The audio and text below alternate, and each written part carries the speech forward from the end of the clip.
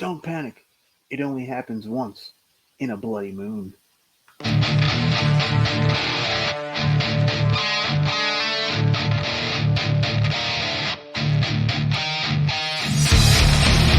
What's up, fiends? Alucard here. Happy Tubi Tuesday and happy Nasty November.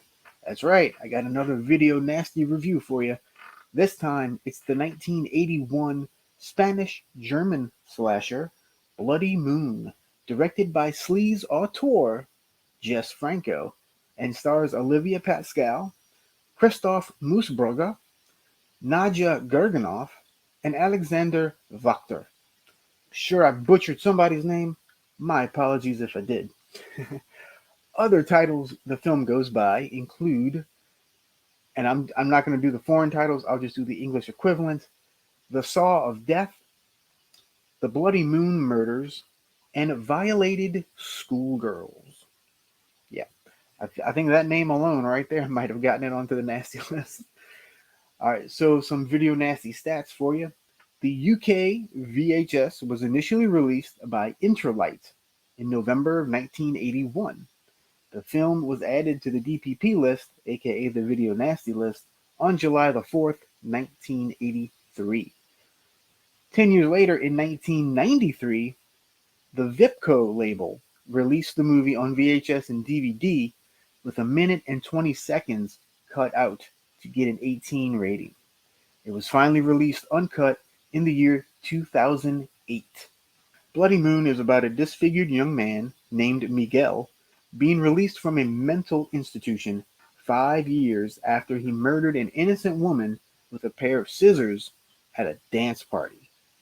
He's released into the care of his incestuous sister, Manuela, who runs a language boarding school on the Spanish coast, with their cantankerous, wheelchair-bound aunt named Maria, who is apparently quite rich. Now we meet the students of this boarding school, including our lead, Angela, the needy Ava, the sex-crazed Inga, and giggly Laura. We also meet the main professor, Alvaro, and the hunky gardener, Antonio.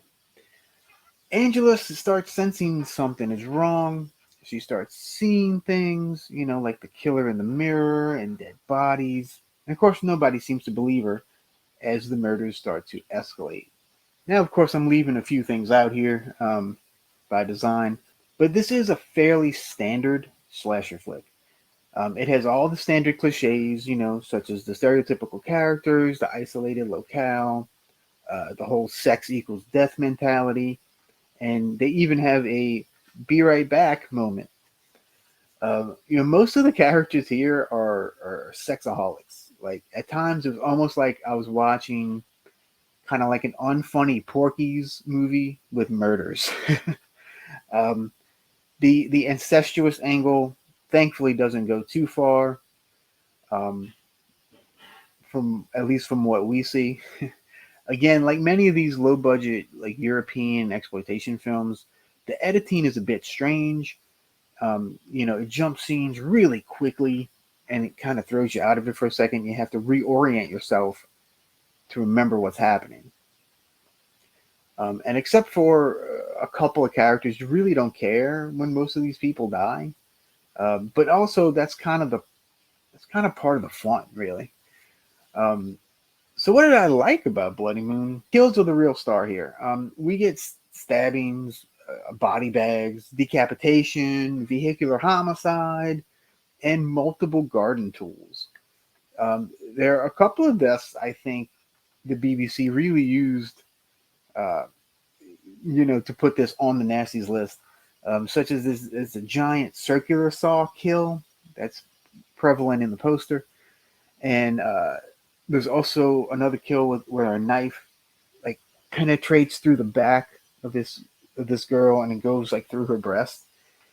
And oh yeah, did I mention the nudity in this movie? There's a bevy of naked ladies here. This is a Jess Franco film after all. He is primarily known for his sexploitation films of the 70s and 80s. he was actually a work for hire for this film, so this lacks many typical Jess Franco touches. Um, and for a Franco movie, it's actually fairly light on the nudity compared to most. However, Jess Franco does hold the dubious distinction of having the most films on the Video Nasties list. How about that? So overall, Bloody Moon is a pretty decent slasher. I enjoyed it. It takes off a lot of what you want in this type of film. Um, I'll give Jess Franco's stab at a slasher 3.75 bats out of 5. There's gory kills, there's red herrings, and it's overall it's pretty entertaining. And in case you haven't guessed, Bloody Moon is currently streaming on Tubi. So go ahead and check it out if you're a slasher fan or want to see a different type of Jess Franco film. All right, so until next time, remember to stay spooky. Peace.